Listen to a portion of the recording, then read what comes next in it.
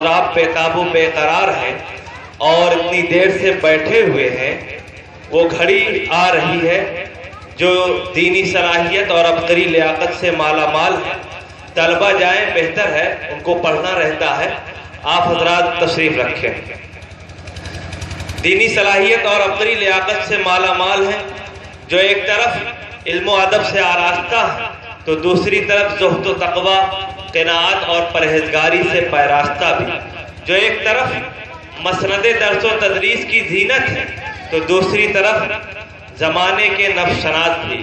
میں تو اتنا کہوں گا کہ تیرے بغیر رونق دیوار و در کہاں، شام و سحر کا نام ہے شام و سحر کہاں، اور یہ رتبہ بلند ملا جس کو مل گیا ہر مدعی کے واسطے دار و رسن۔ اور اردو کتابوں کے مصنف اور مؤلف، عالمی شہرت یافتہ ادارہ دارالعلوم ندوۃ العلماء لکھنؤ کے استاد فقہ و حدیث حضرت مولانا مفتی رحمت اللہ صاحب ندوی مدث اللہ العالی ہیں۔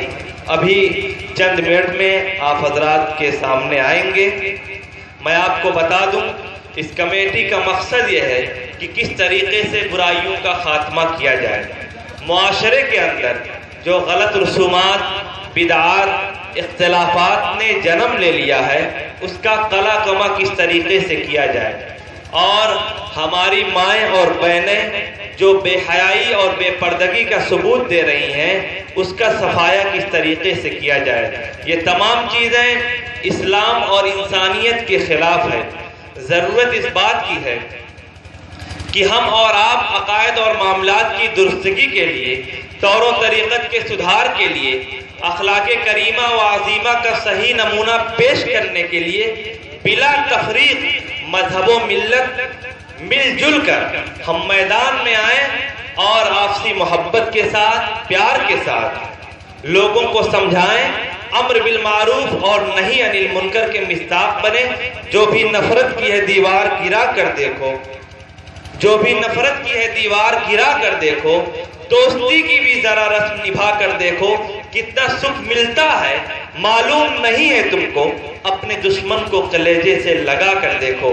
آپ کو بولنا پڑے گا، آپ کو ٹوکنا پڑے گا، اچھائیوں کی طرف آپ کو دعوت دینا ہوگا۔ میں اس لیے زندہ ہوں کہ میں بول رہا ہوں، دنیا کسی گونگے کی کہانی نہیں سنتی۔ عزیز ساتھیوں، جب آپ اس طرح کے کارنامے انجام دیں گے تو مرنے کے بعد بھی آپ کو یاد رکھا جائے گا۔ میں موت سے بچنے کی ایک ترکیب بتاتا ہوں۔ موت سے بچنے کی ایک ترکیب ہے، موت سے بچنے کی ایک ترکیب ہے، دوسروں کے ذہن میں زندہ رہو۔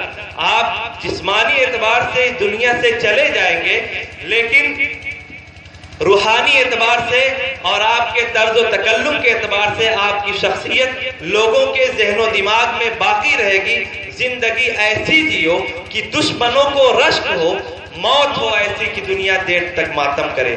آج ہمارا معاشرہ اخلاق و کردار کے اعتبار سے، معاملات کے اعتبار سے، عقائد کے اعتبار سے، طور و طریقت کے اعتبار سے، رہن سہن کے اعتبار سے، تجارت و حرفت کے اعتبار سے، سیادت و قیادت کے اعتبار سے، فحاشی کے اعتبار سے، گندگی کے اعتبار سے، زناکاری کے اعتبار سے، اور ہماری مائیں اور بہنیں بے حیائی اور بے پردگی کے اعتبار سے ہلاکت کے دہانے پر قدم رکھ چکی ہے۔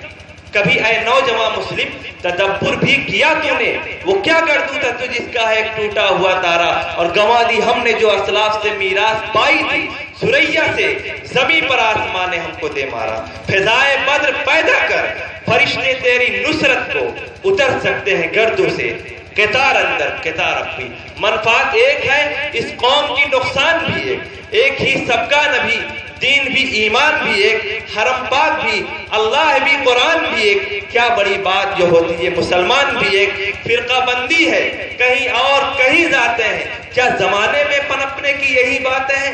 یوں تو سید بھی ہو، مرزا بھی ہو، افغا بھی ہو، تم سبھی کچھ ہو، بتاؤ کہ مسلمان بھی ہو۔